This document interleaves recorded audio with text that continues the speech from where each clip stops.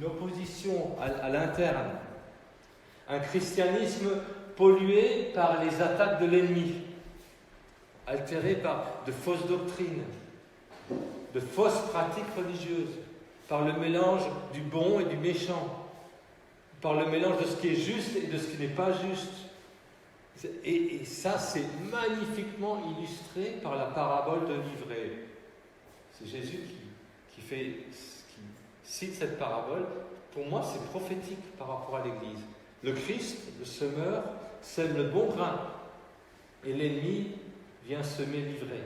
Quelque chose de très ressemblant, mais quelque chose de toxique. C'est le paganisme qui trouble la vérité. Le monde et ses convoitises opposées à la foi. C'est la différence entre la religiosité et la vraie religion, la vraie relation avec son Sauveur. Alors, qu'est-ce que je fais, moi, avec tout ça?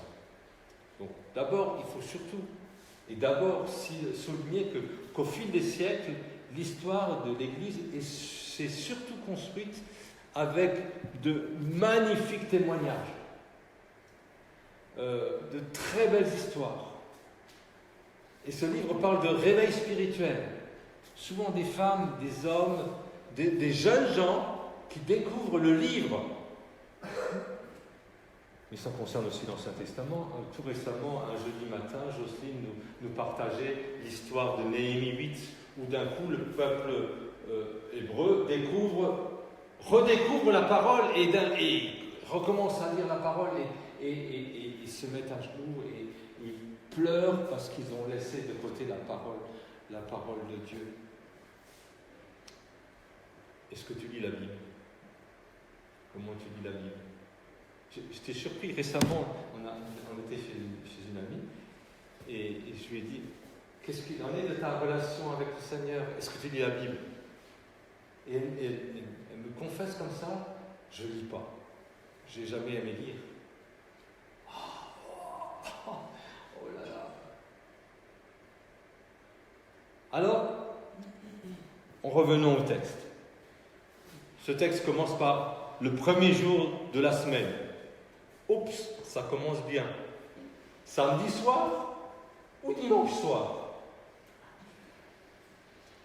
Aujourd'hui encore, le Shabbat commence le vendredi soir. Je me rappelle, il y a 41 ans, notre voyage en Israël. On est parti, on arrive à Tel Aviv, centaines de kilomètres de Jérusalem, un vendredi soir, à 17h. Complètement inconscient de ce qui allait nous arriver, on avait 29 ans. C'est bien quand tu es en voyage organisé. Mais là, on était tous les deux tout seuls, Bernadette et moi, avec nos sacs à dos, sacs de pouffage et notre tente. Tente T-E-N-T-E. Et puis on arrive là, et le jour commence à baisser. Il y a une foule noire à Ben Gurion. Et on sentait tout le monde, et on était amenés vers la sortie comme ça. Et d'un coup, on sentait comme un frémissement. C'est le Shabbat, il faut se dépêcher. Et là, le Seigneur nous a vraiment sortis de là d'une façon miraculeuse. J'y ai pensé hier matin dans mon lit, et j'étais réjoui. C'est un miracle que le Seigneur nous a récupérés là, mis dans un taxi et envoyés à Jérusalem, à un endroit où, quand on a dit ça à notre ami qu'on voulait rencontrer, un journaliste allemand dit « Quoi? Vous êtes là ?» alors qu'il y a des gens qui font 200 km de jour et qui ne trouvent pas de quoi se loger. On était aussi veille d'une grande fête, la fête de Scott, la fête des Grands. Pour moi, il n'y a pas l'ombre d'un doute, le premier jour de la semaine, c'est samedi soir. Dans la Bible Stern, il traduit ce texte par Motsai Shabbat, c'est-à-dire la sortie du Shabbat, samedi soir. Selon la Bible et les calculs juifs, les jours commencent au coucher du soleil. D'ailleurs, les 12 apôtres étaient israélites, Paul aussi. Et même s'il était citoyen romain, il était quand même d'abord israélite.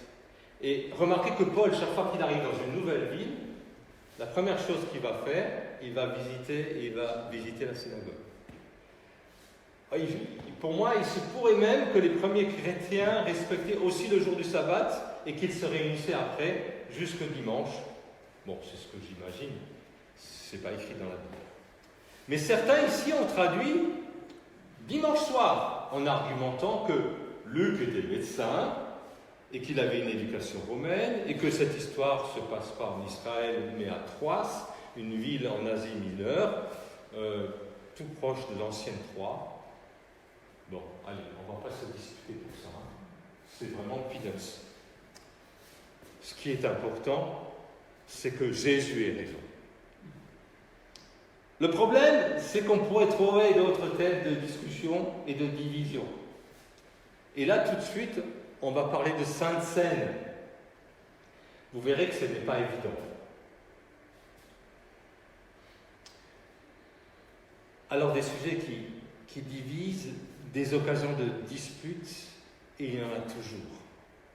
Parce que c'est le stratagème de l'ennemi. C'est lui qui vient nous polluer avec ces histoires-là. Alors, on parlait de millénium et de post-millénaire, de non-charismatique et de charismatique. Allez, je m'arrête tout de suite parce que ça risque d'être très compliqué pour moi. Retenons le principe essentiel. C'est toujours s'en tenir au livre. Faire la différence entre ce qui est biblique et ce qui ne l'est pas. C'est le premier principe. Le deuxième principe, c'est d'agir selon ses propres convictions. Si c'est écrit dans la Bible, c'est ma référence, et en tant que disciple de Christ, je suis en mesure d'avoir le discernement et surtout d'avoir la conviction. Et là, à cet endroit-là, si vraiment tu ne sais pas, tu peux toujours demander à Jésus ce qu'il en pense. Mais encore, ma théorie, c'est qu'on aura toute l'éternité pour poser les bonnes questions. Mais est-ce que je dois batailler ou me disputer contre ce qui est faux? Pour moi, il faut simplement discerner ce qui est important et rejeter ce qui est injuste, tourner le dos et continuer son chemin. Merci à nos aînés, aux sachants, à ceux qui avertissent. Posez-leur des questions. Moi, vendredi, j'étais à Fouchy, chez Sylvia et Marc. Et là, à cet endroit-là, on s'occupait de ruches. On transhumait de ruches, là, et puis on a fait un petit peu un topo. Et puis j'ai dit, maintenant les filles, vous vous occupez de vos abeilles. Moi, j'ai des choses des questions à poser à Marc. Marc est un ancien pasteur. Et je suis allé lui demander, je dis, dis-moi, comment tu comprends ça? On devrait se poser des questions les uns aux autres. Alors, si vous avez des questions à poser, il y a des spécialistes au milieu de nous. Mais surtout, à mon avis, il ne faut pas faire l'étalage des actions de l'ennemi. Parce que du coup, d'un coup, on fait son éloge. Le danger, c'est qu'on risque de parler que de ce qui est faux. Et ça, c'est pas juste. Alors, je le répète, l'essentiel, et ce qui compte, c'est que Jésus ait raison. Alors, Sainte Seine, communion, fraction de pain. Au départ, le message était assez simple, mais je me suis vite pris le pied dans le tapis. Et je me suis rendu compte que quand même, en cherchant fraction du pain, c'était pas aussi évident. Et moi, j'avais pas vu qu'il y avait quand même des choses un peu particulières par rapport à ça. Alors, on peut, et on a le droit de comprendre la Bible d'une manière différente. On peut également pratiquer sa foi selon ses propres convictions et selon l'Église que nous fréquentons. L'essentiel, c'est d'être en accord avec Jésus et avec la Bible. Tout le reste n'édifie pas et risque d'être qu'une dispute de mots. Par exemple, ce matin, je ne m'attarderai pas à vous parler de l'Eucharistie. En tant qu'ancien catholique, je sais qu'avec Bernadette, depuis que nous avons donné notre cœur au Seigneur Jésus, nous ne prendrons plus jamais l'hostie. C'est notre conviction, notre très forte conviction. Alors, il n'y a pas d'autre explication à donner à ça. Si vous voulez qu'on en discute, on peut en parler en aparté. Le premier jour de la semaine, nous étions réunis pour rompre le pain. Alors il y a un fort lien avec le judaïsme. Rompre le pain n'est pas un geste inventé par Jésus. Ce geste est accompli par le père de famille à tous les repas religieux, les jours de Shabbat et de fête, et tout particulièrement lors de la Pâque, où la galette de pain est sans levain, le pain azim, et il y a lieu au début du repas. Et dans la prière, le Kiddush, ou le Kiddosh, après que le Père a prononcé la bénédiction, c'est à l'intérieur même du rituel juif que Jésus va le faire. Et la nouveauté, ce n'est pas le geste de la fraction du pain, mais c'est les paroles instituant la Sainte Seine. Il dira « Ceci est mon corps » que Jésus ajoute à la bénédiction juive. Jésus est venu accomplir la loi. Et on va retrouver ça dans le judaïsme. On va retrouver cette trace du Messie. Dans cette prière du Kiddush, le vendredi soir, c'est une cérémonie qui marque la sanctification du repas familial et de la table du Shabbat. Et la prière de bénédiction hébraïque sur le pain, et dans toutes les communautés juives, dans le monde entier, proclame à grands cris la résurrection de Jésus le Messie. Cette bénédiction dit « Béni sois-tu, Éternel notre Dieu, roi de l'univers, toi qui as fait sortir le pain de la terre. » Alors tu comprends la parole de Jean, dans Jean, où quand Jésus répond à la question de ses disciples, il dira « Je suis le pain de vie. Celui qui vient à moi n'aura jamais faim, et celui qui croit en moi n'aura jamais soif. » Ce pain qui est sorti de la terre, c'est Jésus qui est ressuscité d'entre les morts. La mort n'a pas pu le retenir. Il est sorti du tombeau, la mort a perdu sa puissance. Mais ici, dans notre texte, il rompt le pain en plein milieu de la soirée, pas pendant le repas, ni avant le repas. Acte 20 dit, Paul prolonge son discours jusqu'à minuit, et enfin, il rompt le pain. C'est donc bien dissocié du repas. Alors pour moi, il n'y a pas l'ombre d'un doute, ici, ils prennent la Sainte Seine. Ailleurs, dans Marc, chapitre 14, versets 22 à 24. Pendant qu'ils mangeaient, Jésus prit du pain, et après avoir rendu grâce, il le rompit et leur donna, en disant « Prenez, ceci est mon corps ». Si rompre le pain est un acte habituel, il aurait dû être fait avant le repas, au moment du partage, mais pas au milieu du repas. Donc ils prennent là aussi la Sainte Seine. Mais parfois, c'est dans des situations compliquées ou particulières. Vous vous rappelez cette croisière qui tourne mal dans Acte 27, ils se croyaient maîtres du destin et puis ils sont partis alors qu'ils sont partis en pleine tempête et le bateau va être entièrement détruit. Et là, 276 personnes vont être sur le bateau et Paul va les encourager à manger après qu'ils aient jeûné pour qu'ils prennent des forces et il va prendre du pain, il va rendre grâce devant tous, et il va rompre le pain et il va commencer à manger. Donc là, ce n'est pas la Sainte Seine, visiblement. Moi, dans ma tête, je pensais qu'il y avait un petit groupe de chrétiens qui prenaient la Sainte Seine. Non, il donne la bénédiction avant le repas. Et ici, c'est en dehors de l'église. Paul témoigne, il rend grâce, il rompt le pain dans une situation de péril et il y a des inconvertis, mais ils entendent le message et la prière. Est-ce que cette pratique et cette prière étaient reconnaissables ?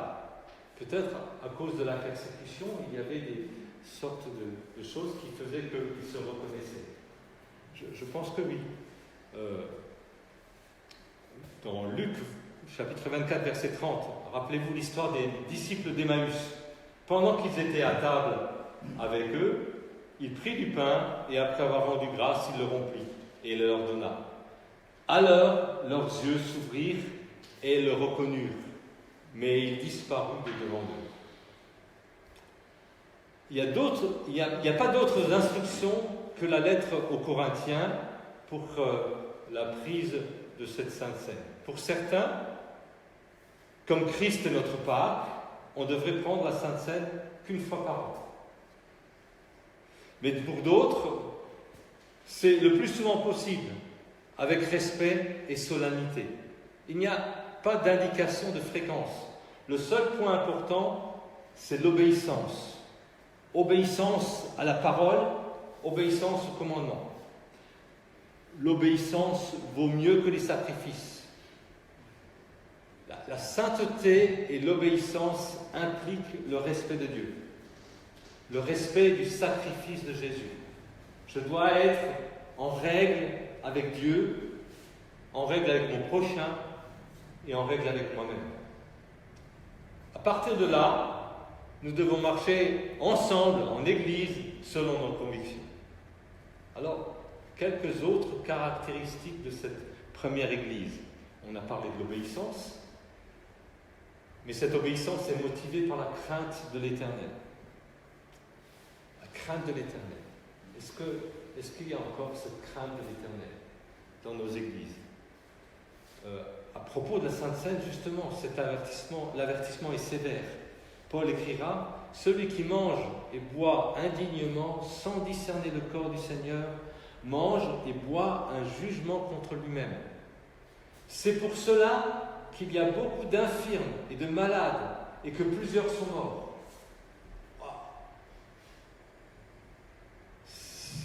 Ce passage se passe à peu près 30 ans après la résurrection de Christ.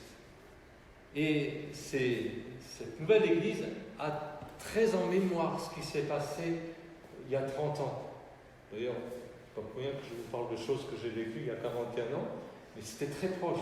L'histoire d'Ananias et de Saphira. Vous vous rappelez ce couple qui ment au Saint-Esprit et qui terrassait l'un après l'autre et on les emmène pour les enterrer. Une crainte de l'Éternel, cette mémoire de ce qui est arrivé à Ananias, terrassé après avoir menti au Saint-Esprit. Sainteté à l'Éternel, ça c'est un principe, je pense, quelque chose qui est commun à tous les chrétiens de tous les siècles. Pour se faire une idée, écoutez ce que Paul dit aux Corinthiens au chapitre 6, verset 18 jusqu'au chapitre 7, verset 1. Il se réfère à des textes de l'Ancien Testament, à des textes d'Ésaïe et des Lévitiques. Il leur dit « Je serai pour vous un père », il parle de Dieu, « et vous serez pour moi des fils et des filles, dit le Seigneur Tout-Puissant. Puisque nous avons de telles promesses, bien-aimés, purifions-nous de tout ce qui souille notre corps et notre esprit, et poursuivons jusqu'au bout la sainteté dans la crainte de Dieu. » Dans ce livre, je lisais un témoignage de William Booth, le fondateur de l'armée du salut.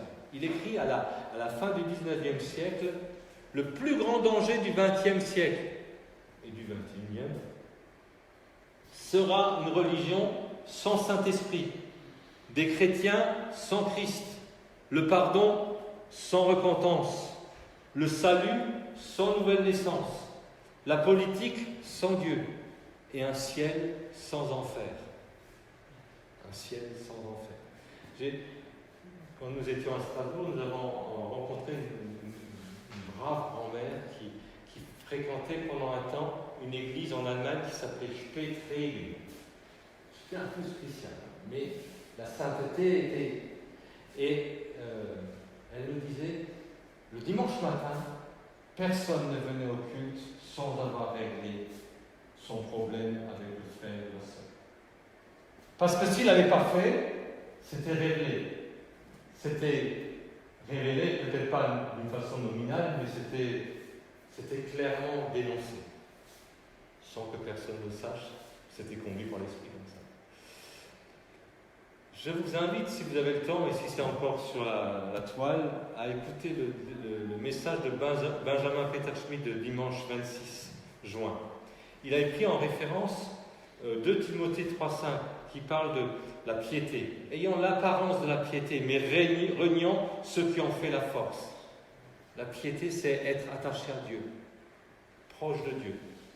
La crainte de ton nom, avoir conscience du monde spirituel. Et il terminait en disant « Augmente notre amour et notre crainte pour toi. » Ça, c'est le commencement de la sagesse. Alors, ça, c'est une particularité. Crainte de l'Éternel, obéissance, crainte de l'Éternel. Mais il y avait une autre particularité, c'est qu'ils n'économisaient pas leur temps pour le Seigneur. cette rencontre du coucher du soleil jusqu'à l'aube. Alors moi, je me rappelle que quand on est un peu plus au sud, la nuit tombe très vite. Et à l'époque, à 18h, il fait nuit, quoi. Si on part de 18h à 5h du matin, il fait chaud. Allez, on va être large. Une réunion qui va durer 9h. Imagine ce matin si notre culte, petit fatigué, durait 9h. Waouh.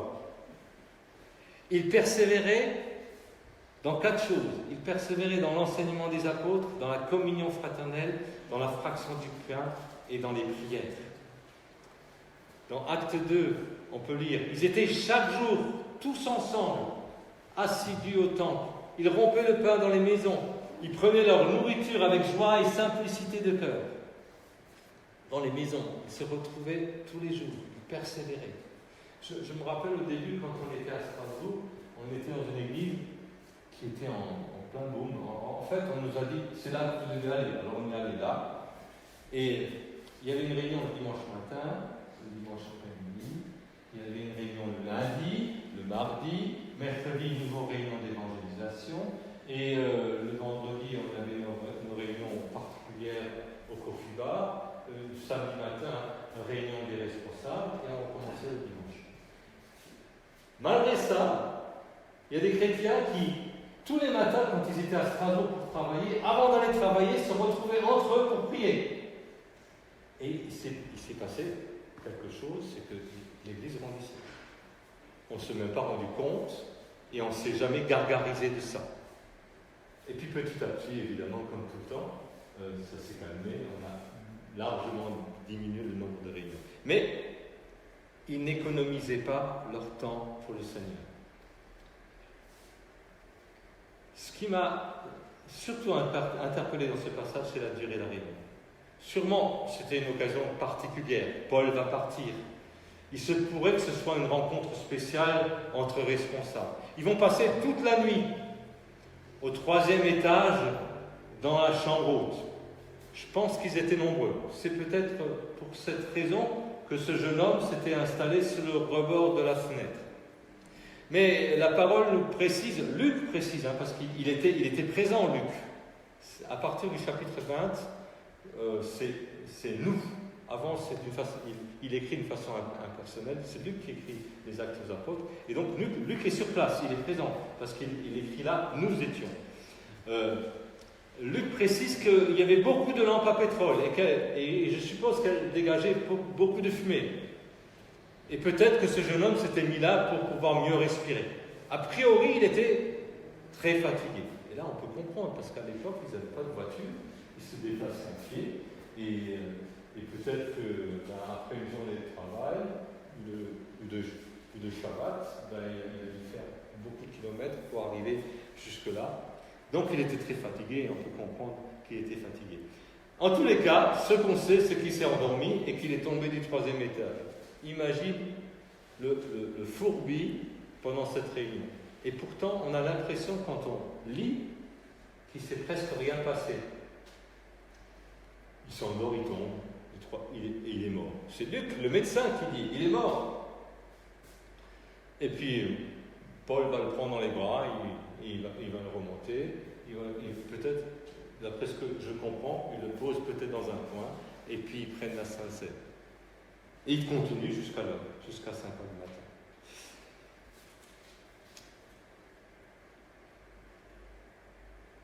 Autre caractéristique, c'est qu'ils sont conduits par l'Esprit Saint. Ça fait 12 ans que je suis là, je n'ai jamais prêché sur le Saint-Esprit, jamais prêché sur ce thème.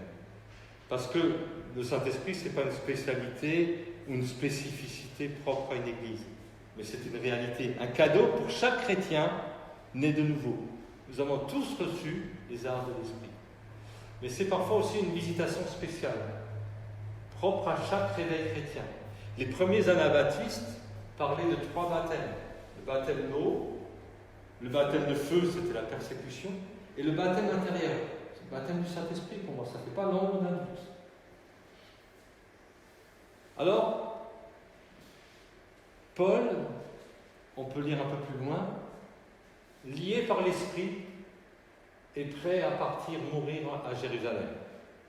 Malgré le conseil des frères et des sœurs, Paul décide de se rendre à Jérusalem. Il y a même un prophète qui va venir du nom d'Agabus pour le prévenir et lui dire celui à qui appartient cette ceinture va être arrêté, voire être persécuté. Si on compare ici les différentes traductions, on trouve l'expression « poussé par l'Esprit »,« lié par l'Esprit ». C'est le Saint-Esprit qui m'oblige à faire cela. Dans la Tobe, maintenant, prisonnier de l'Esprit. Dans la parole vivante, on peut lire « j'y vais parce que l'Esprit m'y pousse irrésistiblement ». Malgré le conseil des frères et sœurs qui dit « n'y va pas, on va t'arrêter ». Étonnant, Paul est envoyé à Jérusalem alors que le Seigneur sait que Paul va être arrêté, qu'il sera envoyé à Rome pour témoigner. Et le Seigneur sait qu'il va mourir en martyr. Par contre, pendant ce temps, Paul va témoigner à Césarée, au roi Agrippa et à sa cour. Il va être l'instrument du salut pour tout un équipage et les passagers d'un bateau en détresse. 275 personnes, parce qu'il était certainement parmi les 267. Toute l'île de Malte et son gouverneur va être impacté par son ministère. Et puis il va encourager l'Église de Rome, et du coup, nous aussi par ricochet.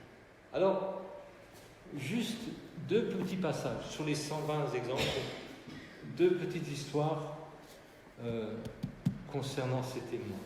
Anne Askew, une poétesse réformée anglaise, qui est née en 1521. Elle découvre la Bible à l'âge de 15 ans. Elle se convertit et s'attache à Christ et à sa parole. À 16 ans, elle épouse contrainte et forcée un gentilhomme catholique. Elle est très en contact avec la noblesse anglaise partisane de la Réforme, y compris la dernière épouse du roi d'Angleterre. Cette jeune femme devient une lectrice assidue des Saintes Écritures. En 1543, le roi, Henri VIII, interdit aux femmes de lire la Bible. Et en signe de protestation, Anne Askew, pendant 1 semaine, va lire ouvertement à la cathédrale, alors qu'elle n'a que 22 ans, va lire ouvertement dans la cathédrale la Bible. Du coup, elle va être rejetée par son mari, et du coup, il va y avoir de la persécution. À l'âge de 25 ans, elle va mourir en martyr, brûlée vive, après avoir été torturée. On ne va pas rentrer dans le détail, mais je me suis dit, 25 ans, cette jeune, 25 ans, mourir comme ça, sans renier Christ et sans trahir tous ses amis chrétiennes et chrétiens qui étaient là. Un autre jeune homme, David Brainerd, 1718-1747, missionnaire auprès des Indiens d'Amérique du Nord. Orphelin très jeune, il vit une adolescence tourmentée puis passe par une profonde conversion. Un extrait de son journal décrit la réunion du 6 août. Il est bouleversant de voir ces pauvres Indiens qui, quelques jours seulement auparavant, hurlaient et vociféraient pendant leurs fêtes idolâtres et leurs beuveries, crier à présent vers Dieu pour qu'il leur soit permis d'avoir part à l'œuvre de son Fils bien-aimé. Quelques jours après, le 25 août, il baptise 25 Indiens. Alors, il y a toute une histoire de ce jeune homme qui est missionnaire dans ces endroits. Et il va mourir très jeune, 29 ans, d'une tuberculose. Voilà ce qu'il va prononcer comme parole. « Oh, le livre bien-aimé, très bientôt je le verrai ouvert. Alors ces mystères me seront révélés. Je suis fait pour l'éternité.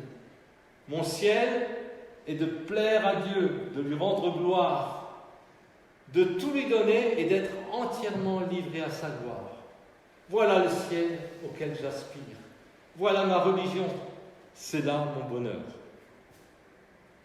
Et quelque temps après. C'est sur son lit de mort qu'il prononce ces paroles. Alors, il y a des milliers et des milliers de témoins, tout au long de ce siècle, aujourd'hui encore, des témoins. Vous êtes des témoins de Christ. Et leur point commun, c'est Christ en eux. Chacun, nous sommes son ouvrage, son chef-d'œuvre. Un poème, Éphésiens 2:10. 2:22, une habitation de Dieu en esprit. 3:17, toujours dans Éphésiens. Christ habite dans leur cœur par la foi. Ou encore Paul qui dit aux Galates, jusqu'à ce que Christ soit formé en vous. Christ en nous. Christ en chacun de ces hommes et ces femmes. Alors, on va prendre là tout de suite, et je vais m'arrêter là pour conclure, on va prendre tout de suite la Sainte Seine. Juste un petit rappel au cas où n'imagine pas que Christ va habiter en toi parce que tu prends la Sainte Seine. Ça, ce serait de la magie. Ce serait, comme dit quelqu'un que j'apprécie beaucoup, du hocus pocus. Pour moi, c'est même un mensonge, du carnaval. C'est juste le contraire. C'est parce que Christ habite en toi que tu vas prendre la Sainte Seine. Par obéissance, par crainte de l'Éternel, pour racheter le temps. À cause du sacrifice à la croix. Les signes qui accompagnent ces chrétiens, c'est être le temple du Saint-Esprit, Christ en moi, et un fort attachement à Jésus, une forte piété. Alors, la question qu'on peut se poser en prenant cette Sainte Seine,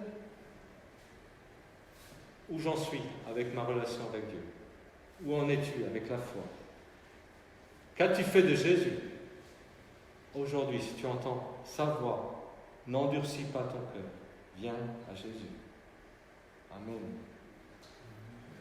Merci Seigneur pour la multitude de témoins. Merci pour ta parole. Merci Seigneur parce que ta parole touche nos cœurs. Seigneur, en préparant ce message, tu as touché mon cœur. Et Seigneur, ce qui est important, c'est que toi tu parles à mon cœur. Que toi tu conduises nos vies. Nous voulons que tu prennes toute la place dans nos cœurs et dans nos vies. Nous voulons qu'il y ait dans nos vies, Seigneur, cette habitation de Christ. Nous voulons être le temple du Saint-Esprit. Nous voulons être utilisés par toi, pour ta gloire. Seigneur, je veux diminuer pour que toi tu grandisses. Merci pour l'Église. Merci pour ce temps de Sainte Seine. Merci de conduire toutes choses. Amen, Seigneur.